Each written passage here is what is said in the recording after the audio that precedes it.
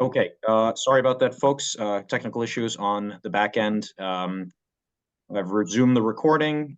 Jonathan, please, sorry for the interruption. Continue where you left off. Yeah, so in 2016, cannabis became decriminalized in Massachusetts. But how many local cannabis shops are owned by residents of the area and actually care about the community? Not that many that I know of. At the Finest Cannabis Co., we care about those individuals and entities that were harmed by the war on drugs, like myself. This is why the Finest Cannabis Co. will be cooperating with other social equity and economic empowerment approved applicants to bring you the best cannabis products a consumer could ask for. We have set aside at least 25% of our shelf space for these minorities and social equity and economic empowerment approved applicant vendors. The Finest Cannabis Co. will also have a hiring process that promotes diversity in the workforce. Potential applicants that are LGBTQ, women, minority, and veterans would get priority over other applicants. We would also be prioritizing Boston residents for the application process and hiring process as well. Let me share the parking slide. Give me 1 second.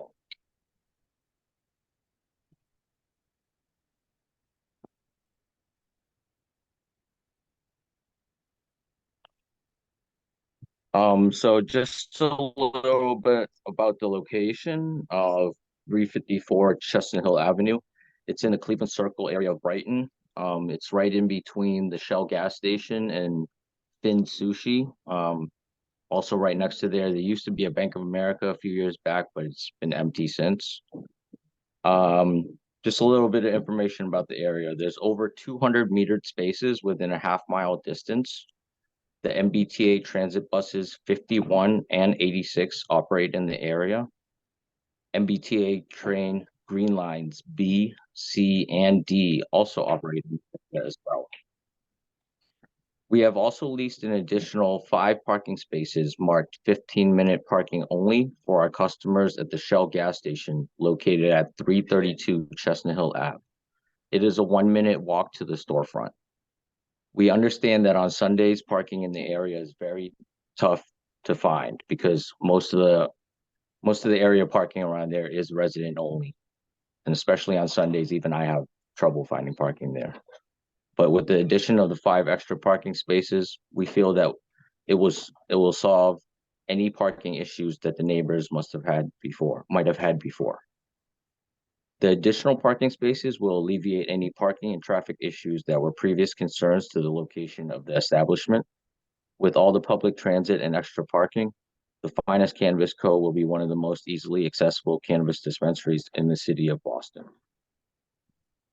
Social equity starts with minority owners like myself. As a minority business owner, I choose to hire minorities and care about the community because everyone should get a fair chance in life. I aim to be a great part of the community as I have been since I started my vape shop in Oak Square 10 years ago. Thank you for your support, and I'll pass it on to my attorney, Christopher Ray.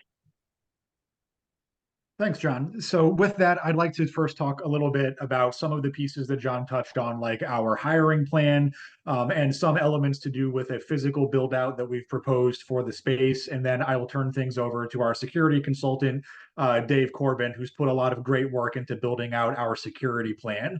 So one piece that John touched on is John's role in the community. He's been a member of the community for a long time. Something that has changed since our last application is that Mr. Lau has secured written commitments from certain charity partners to enable Mr. Lau to give back to the community from the income that the business generates. Specifically, Mr. Lau has secured a written commitment from the Boston Asian Youth Essential Services, or YES, which is a charitable outreach organization that Mr. Lau has been associated with for a long time.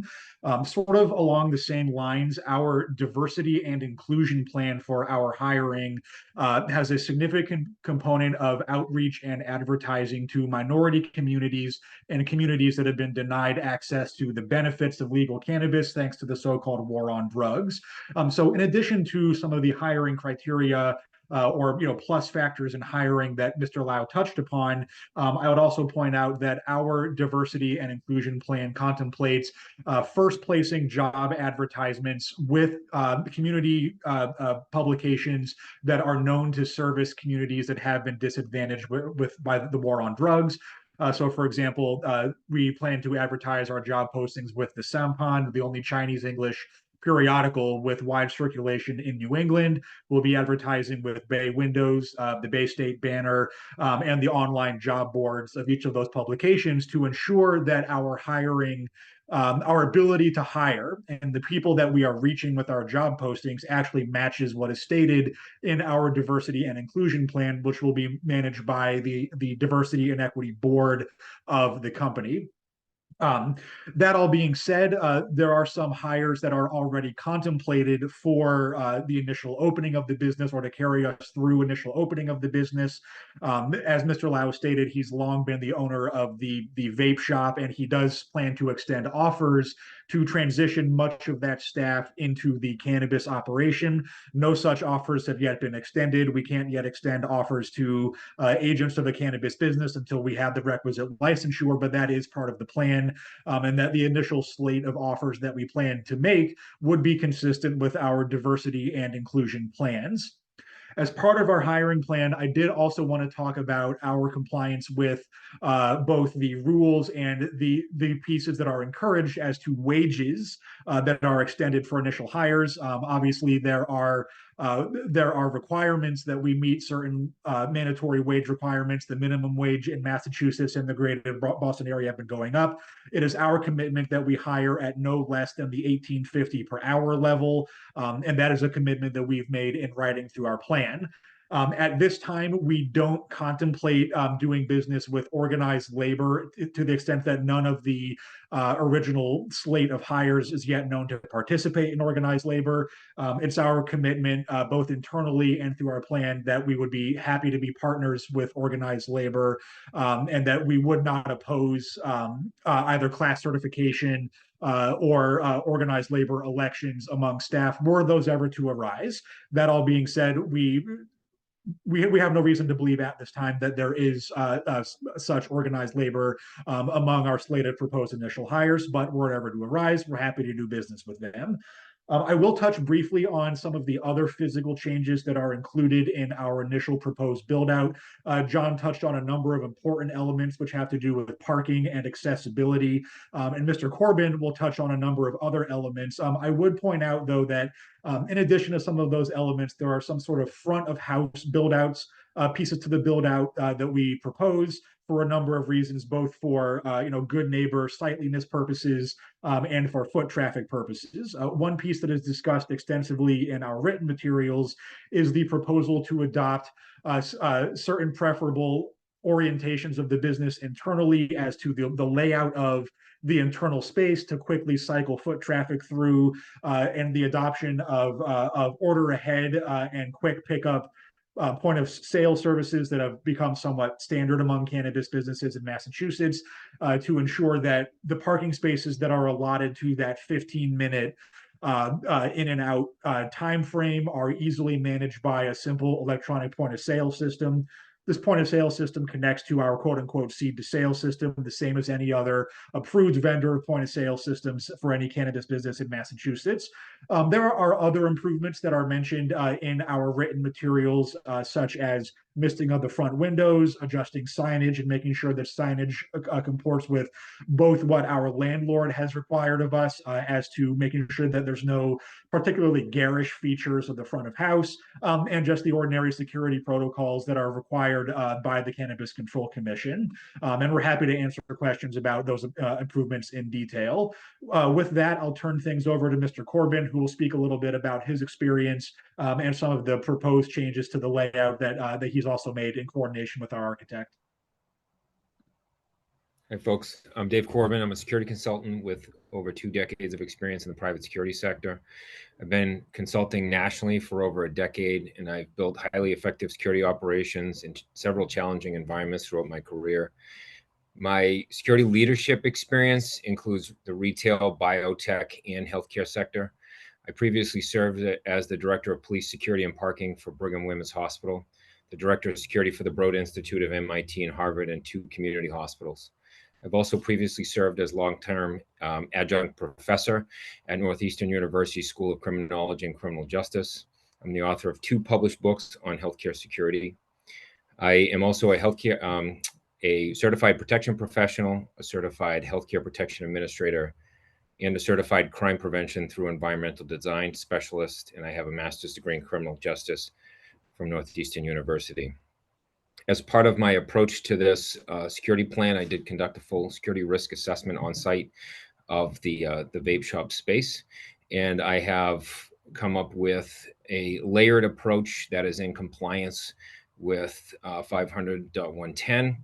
And my overall approach to the security of this site is the 4D approach, which is deter, detect, delay, and defend. Deter refers to preventing incidents from occurring, meaning making it a harder target for anybody trying to enter illegally, or especially at night when the shop is closed. This is both a physical and psychological deterrence.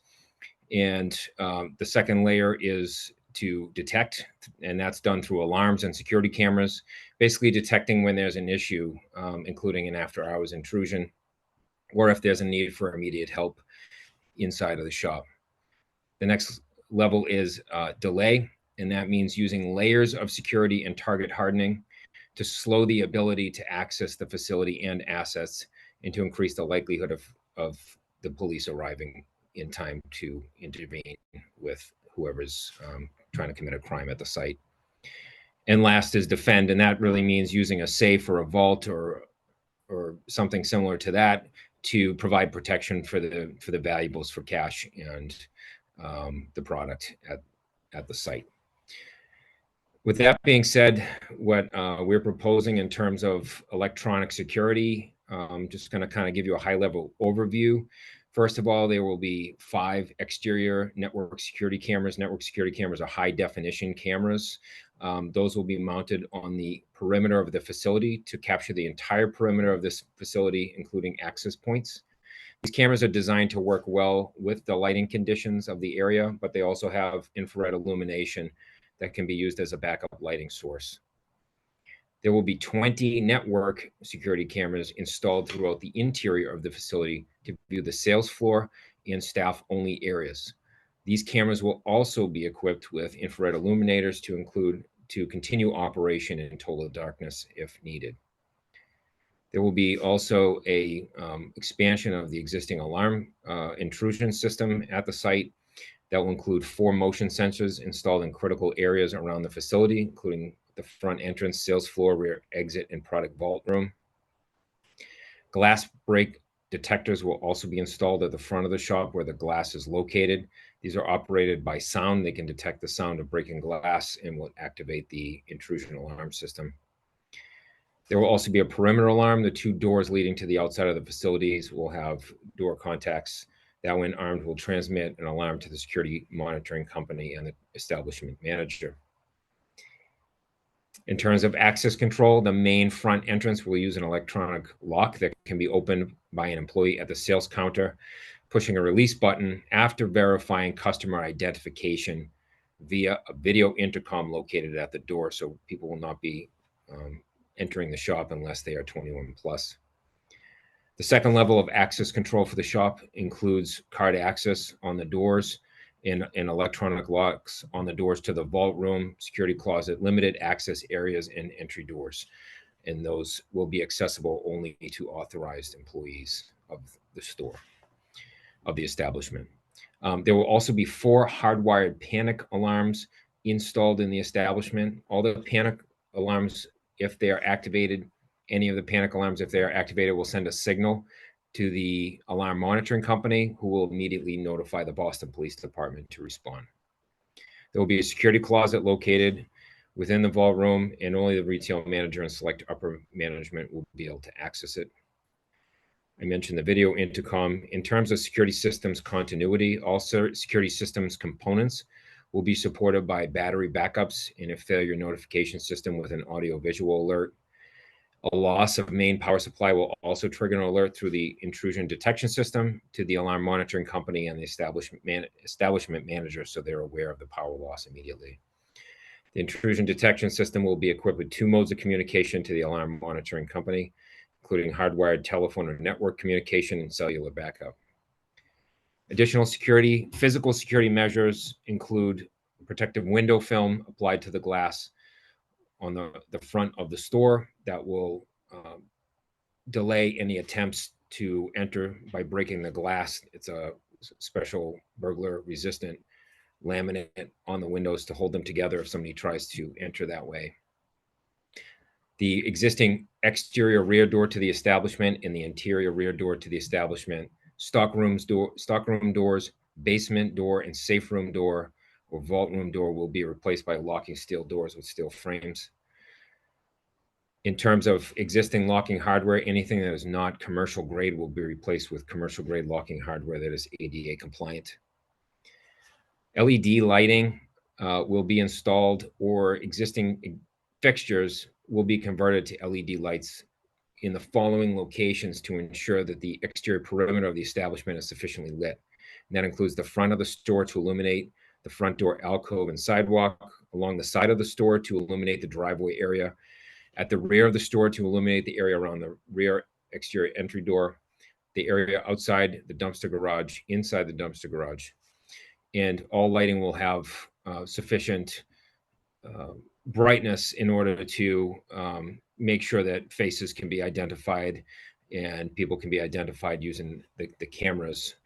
And the lights will be 4,000 Kelvin, which is basically the lighting temperature that's closest to daylight. But all lighting will follow the Illuminating Engineer Society standards for responsible lighting to minimize any light trespass to residential abutters. In terms of security staffing, the Finest Cannabis Company will hire an unarmed security guard to be posted on location during business hours. The guard will perform duties that support the safety and security of the establishment, its employees, customers, and the general public, while helping to mitigate any issues that may negatively impact the immediate surrounding area of the establishment.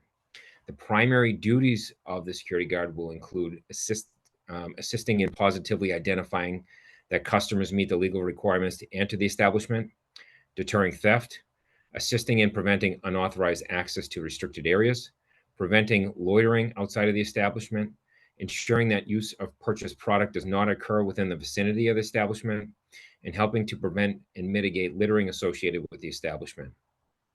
The guard will also remain after closing to ensure that employees have closed the establishment and left safely. In terms of product security, as I mentioned, there will be 24/7 video surveillance of any area containing marijuana. The surveillance cameras will be recording continuously, and all footage will be retained for a period of at least 90 days. All finished marijuana products will be securely stored in a locked safe or vault that is only accessible to a limited number of authorized individuals to prevent diversion, theft, or loss. As I mentioned, anyone attempting to enter the facility will be identified positively as 21 plus. If anyone somehow enters the facility and is under 21, they will be asked to leave the premises immediately. And last but not least, the Finest Cannabis Company will annually obtain a security audit at their expense by a vendor approved by the commission. And they will submit this report within 30 days after the audit is completed. And if any areas of concern are identified, the Finest Cannabis Company will submit a mitigation plan to address any issues. And that's all I have. That wraps up our presentation. Just wanted to say in closing that we have tried to get most of our supporters to send letters of support to the mayor's office and the cannabis board. There should be at least over 300 emails, and I think we have over like 1,000 signatures of support. So yeah, thank you very much. And that was our presentation. Okay, great. Thank you to the team for that. Now we'll move into the questions and answers. So please raise your hand and I'll call on people in the order in which they raise their hands, and then I'll send you an unmute request. If you have any issues raising your hand, you can feel free to do so on camera or put a note in the chat that you are in that you have a question or a concern that you'd like to state before the meeting. You can raise your hand by using the reaction button at the bottom of your screen. If you click reactions, you should see the button to raise hands. If you're dialing in by your phone, it should be *6 followed by *9 to raise your hand and unmute yourself. Yep, Andrew. Oh, hi. Andrew Langton. I live in 141 Englewood Avenue. I'm just I want to know some additional information about traffic going through the area because I noticed that John had is leasing out 4 additional spaces at Shell.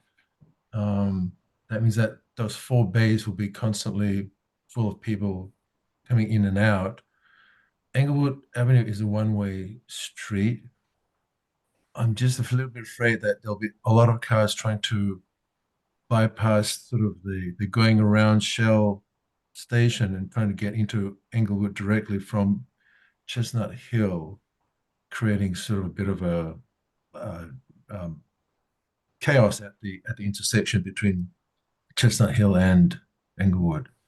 Can somebody address potential traffic issues in the neighborhood? Because as it is very busy intersection, and cars are constantly trying to get, get across Chestnut Hill from Englewood, and there is, I'm just afraid of the disturbance that it might cause. Thanks, Andrew. I'll let someone from Jonathan or his team answer that. Yeah, I'm very familiar with that spot, and to prevent anyone from coming in through the Inglewood street, which is a one-way that only comes out to Chestnut Hill Ave, we would probably place a cone, either cones or a barrier there to prevent them from taking that shortcut. So they would be forced to use the Chestnut Hill Ave entrance for the gas station to get around to that parking space. Hopefully that answers your question. Looking for additional raised hands? Anybody with question or comment or concern, please raise your hand. Use the reaction button at the bottom of your screen. You should see the raised hand option thereafter. Yep, Rachel. Hi, I have a quick question regarding the commitment to Boston Asian Youth Services. How much have you pledged to donate, and is it a proportion of the proceeds or a fixed amount? Additionally, regarding hiring women, veteran, and LGBTQ+, is there a certain quota of staff you aim to meet, and how would you hold yourselves accountable to that?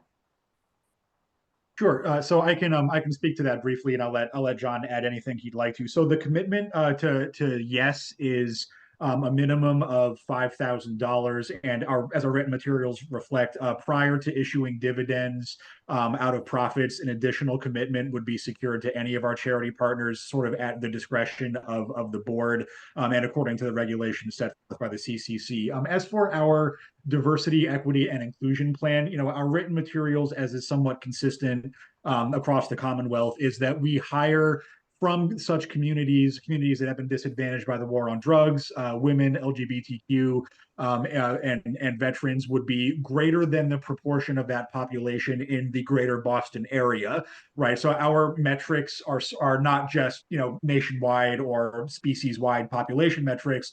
They're the population metrics of the greater Boston area, because one of our first commitment is that our hires come first from the greater Boston area. So the way that our hiring process works and what's been instructed to the Diversity, Equity, and Inclusion Board is that anytime that a new hire is being made, meaning that a job has either been created or we've attrited somebody out and need to replace somebody, is that they would simply examine the demographics of the company in light with the known demographics of the greater Boston area as are published by state and federal statistics from time to time, and make sure that any hire that we extend and to fill that position has been made to somebody who would help us to meet those criteria. And John, if there's anything you want to add to that. No, I think you pretty much summed it up. With the 5,000 annual pledge, and of course, we might choose to pledge more later, but that was just our initial start point.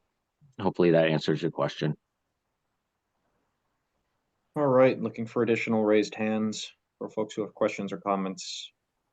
Yep, Andrew, go ahead.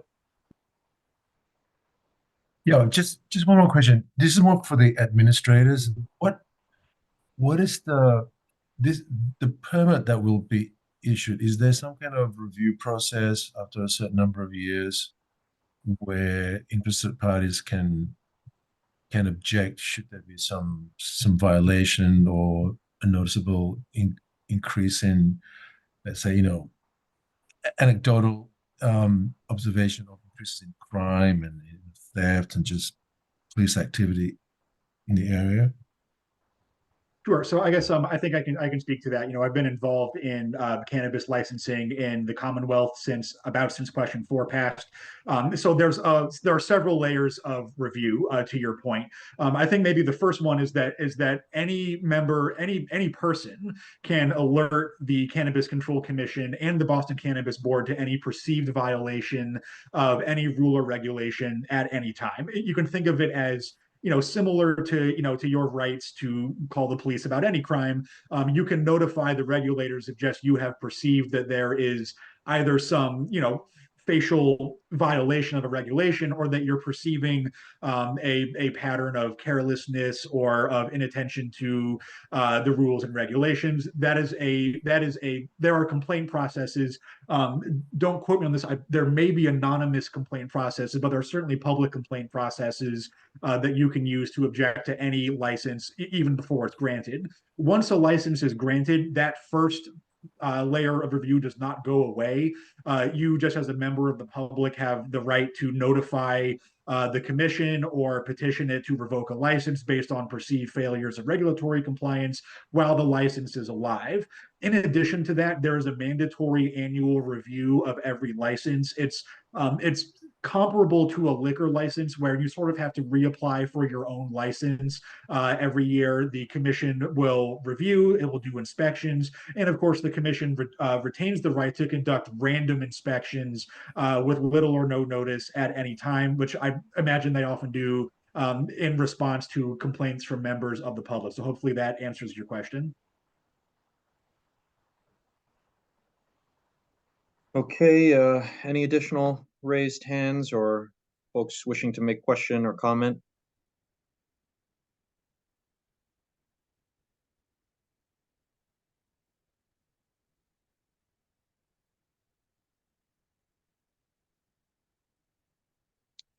As a reminder, if folks have comments after the meeting that they recall, they can still submit them in writing. Once again, it is an open comment period for this project.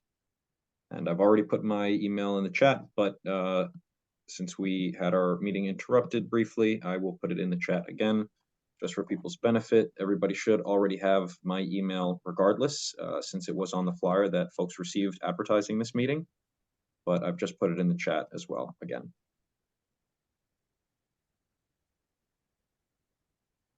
Any additional questions or comments? Going once, going twice, going 3 times.